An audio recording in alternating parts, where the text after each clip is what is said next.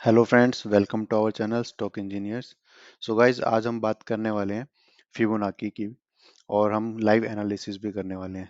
काफ़ी इश्यूज आते हैं कि फिबोनाची कहाँ से स्टार्ट करें, कैसे करें। अगर ये हमारी जो मूव है, करंट मूव, ये 61.8 से ऑलरेडी आपके ऊपर जा चुकी है, 100% नहीं गई है, लेकिन ये मूव क्या है इस करंट फॉल का।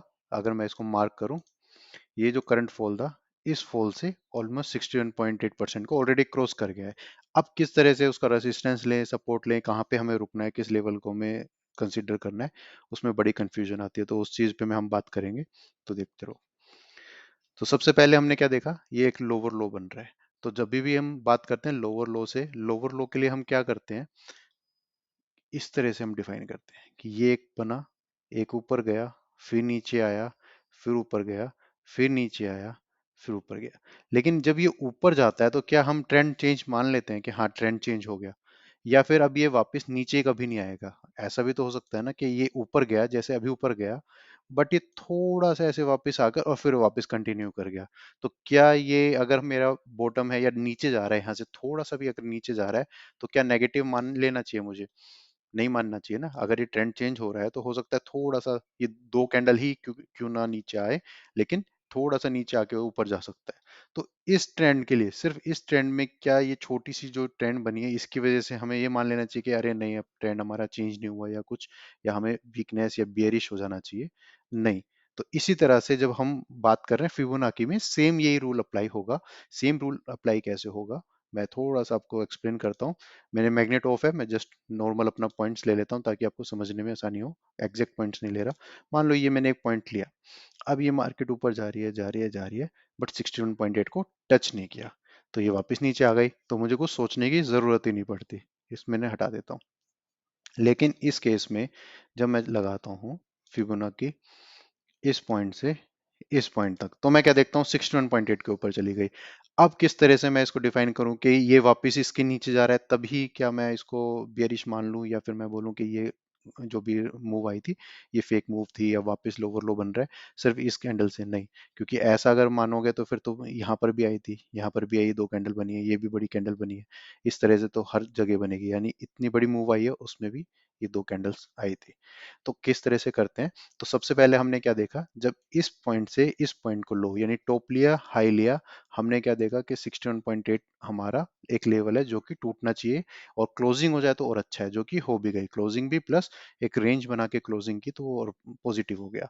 अब ये ऊपर गया, लेकिन इसका मतलब ये नहीं है कि 61.8 से अब वापस नीचे जा रहा है तो आप क्या हो गए, बेयरिश हो गए, क्योंकि इसका जो काम था वो हो गया। ठीक है, ये 61.8 टच हो गया है, इसका मतलब ये नेक्स्ट एक लेवल पे बन गया, एक नया स्विंग मिल गया हमें। अब इससे, इस वाले लेवल से ही आप बार बार देखते रहोगे कि 61.8 कहाँ पे है, 0.5 कहाँ पे है, ये अगर टच होके ये नीचे जा रहा है तो मैं बियरिश हो जाऊं? नहीं, तो ये गलत होगा। इसलिए हमें क्या करना होता है, स्विंग चेंज करना होता है।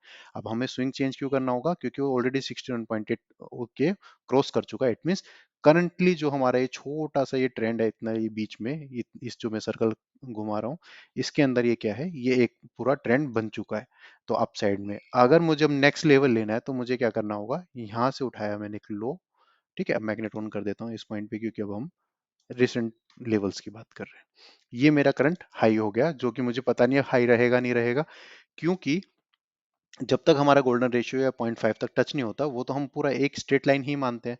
तो अभी मुझे कुछ नहीं पता, क्यों नहीं पता, क्योंकि हो सकता है ये चीज क्या हो, यहाँ से ऐसे कंटिन्यू हो और ये थोड़ा सा जो गिरा और ये इस तरह से चले, तो मेरे लिए तो पूरा एक स्विंग होगा, और वो मुझे अभी अननोन है, क्योंकि मेरा कोई भी ऐसा लेवल जो मेजर लेवल टूटना चाहिए वो टूटा नहीं है। तो इट मीन्स अभी क्या होगा, ये पॉइंट से ये चल रहा है स्विंग, और अभी के लिए मैंने इसको जस्ट ये मान लिया कि मेरा हाई है, जो कि नेक्स्ट नया हाई बन सकता है। तो ये लो बन गया, ये हाई। अगर ये 0.5 ब्रेक करता है तो हमारे लिए क्या होगा, नेगेटिव हो जाएगा। और 61.8 अगर वो ब्रेक कर देता है तो इट मीन जो ये मूव आई थी उसका कोई अब ट्रेंड का कोई लॉजिक नहीं रहा, कुछ नहीं रहा, कोई हमें ऐसा अब पॉजिटिव चांस नहीं है। अगेन जब ये टूट जाएगा, मान लो मैं इसको, तो इस तरह से ही आपको हमेशा करना है। मैंने इसलिए एक ही वीडियो में आपको ये अप और डाउन दोनों एक्सप्लेन कर दिए। ठीक है, तो इस तरह से हमें क्या होता है, स्विच करना पड़ता है अपने लेवल्स पे। अपने स्विंग्स पे भी हमें स्विच करना पड़ता है।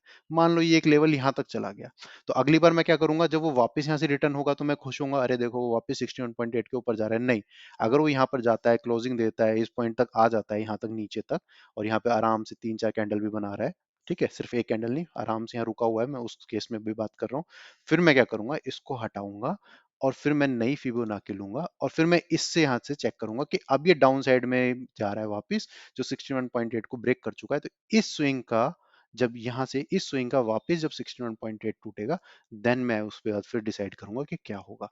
तो इट मीन्स अब मैं क्या करता हूँ, अब आगे का फ्यूचर और ये सब छोड़ के, अब करंट लेवल क्या बता रहा है ये, करंट लेवल का मतलब है कि इस पॉइंट से इस पॉइंट तक ये अब मेरा नया स्विंग बन गया है, और नए स्विंग के अकॉर्डिंग मुझे अब क्या करना चाहिए, आराम से बैठना चाहिए जब तक ये 0.5 या तो टच ब्रेक ना कर दे, और 61.8 तो ब्रेक करे तो आप बिल्कुल एग्जिट ही कर देना चाहिए, यानी अब बेयरिश हो जाना चाहिए आपको। अगर आप शॉर्ट करते हैं तो शॉर्ट, आपका अगर स्टॉप लॉस हिट हो रहा है, कैश में बैठना है तो कैश में बैठोगे, उस तरह से आप बाहर हो जाओगे।